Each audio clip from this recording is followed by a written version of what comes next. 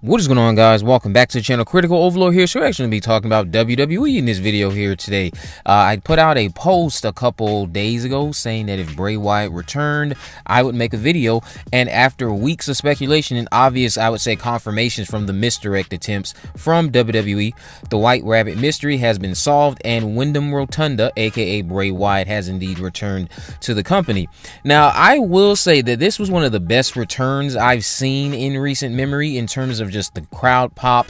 That was such a good thing to hear for this man after everything he had been through with the other administration, and the fact that he had the mental fortitude, I would say, to come back and try this out once again. I hope this works out for him because he is one of the most creative wrestlers today and he deserved that pop. I'm glad that that's the reaction that he got, and I'm glad that they did it the way that they did, how they closed out Extreme Rules 2022 with the return of Bray Wyatt. So that the way that they were playing with you to make you think that it was going to go off the air without revealing the White Rabbit, after they had already confirmed on the night before on SmackDown that we were going to find out the identity of White Rabbit. I mean, we even heard like "We Want Wyatt" chants throughout the night. And again, the way they faked you out to think that it was going to go off the air without the reveal after the Riddle and Rollins match. So after that match, the outro card came up, but shortly after, the lights went out, the Fireflies came out, and he's got the whole world in his hands, played on a loop, while we continue to just shoot over to individuals dressed as the Firefly Funhouse crew. You had, I think, Abby the Witch, Rambling Rabbit, I think, Huskus the Pig, and we even sealed the return with the Fiend mask appearing on the commentary table. So it was like a literal horror film, almost, I would say, like a Five Nights at Freddy had come to Extreme Rules. And what was fascinating about this was there were reports of a Fiend movie, I believe, being pitched for Wyatt a while back.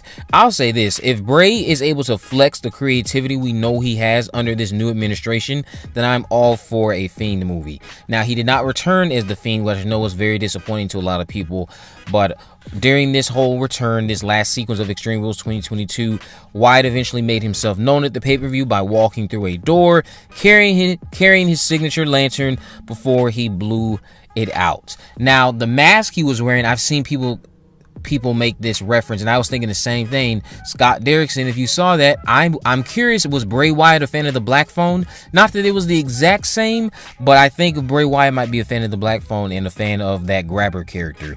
So I'm so happy that this man is back because the old cancer is now gone. I can only imagine what Triple H will allow him to do. I believe at one point Fightful had reported that Vince McMahon's opinion of Bray Wyatt changed towards the end of his time with them, like back in 2021 when he was released around July. McMahon allegedly didn't like that Wyatt was too outspoken about the creative team, which truthfully isn't hard to believe. Previous reports also mentioned that Wyatt reportedly didn't appreciate the team's ideas regarding his originally planned return, which we know was then canceled because of his release.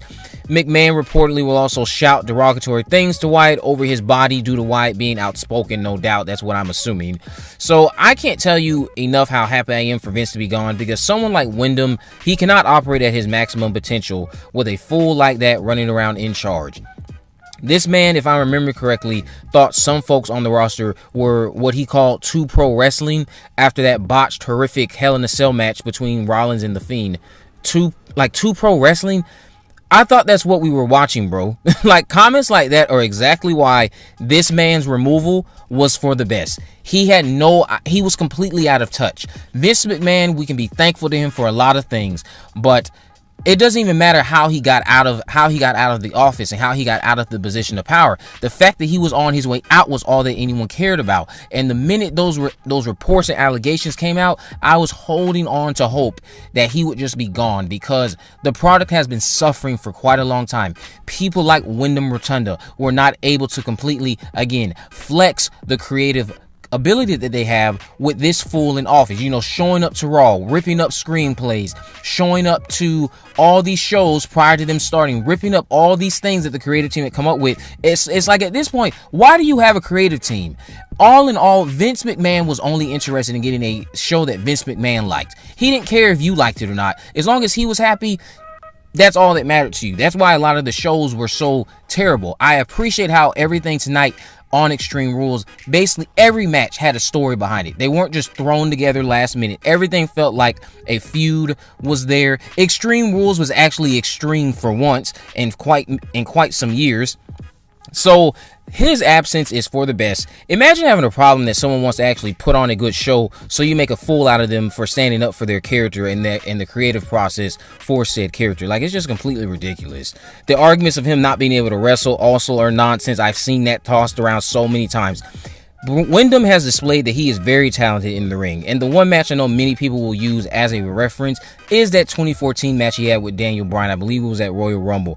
I will also throw out there, I've tweeted about this match so many times, that 6-man tag match with the Shield from Elimination Chamber, another classic match, and just several other instances where he has shown that he is a very talented in-ring competitor. What was the problem was that he had a fool holding him back, and that fool is gone. Someone who actually wants to see wrestling thrive and is looking forward to the future is now at the helm. I get that there might be some things that I already do not like about what Triple H has done, such as the fact that I think that Shayna Baszler should already at this point be champion. I think putting the title on Ronda Rousey is a mistake, but in Triple H's head, maybe he wants to do a story between Shayna and Ronda where Shayna is chasing Ronda and she's going to dethrone Ronda as a champion, and Shayna will ultimately be your champion heading into WrestleMania. But Bray Wyatt being back, that was the highlight of the night, and it was a very well done return. Something like that, and the way it was all executed and presented, is just another sign of the breath of fresh air that you have now that Vince McMahon is gone. He was terrible for the product. At his current stage of what he was doing, he was terrible for the product. Matches feel like they are, I just love how everything feels so much more sport oriented now. And with Wyndham back, he doesn't need to win the world title. He doesn't need to do a lot of things that you might think. If he can just go out there and be like an Undertaker type of character and display that in-ring capability with some nice put together storylines with who he's targeting, then Wyndham is all set. And I think we're going to be in for some very special moments with Wyndham under this new administration. So I cannot wait to see what he has to say on Monday Night Raw, if he appears, or on SmackDown if he appears there. Let me know what you guys think about all this down in the comment section below. If you haven't already, of course, make sure you subscribe, turn on post notification, and never miss a video. In the description, I will have links to all my social media accounts. I am on Facebook, Twitter, and Instagram. You can message me there, of course, to let me know if there are any movies, news, or reviews you'd like me to cover in the future. And with all that in mind, guys, I will see you in the next video.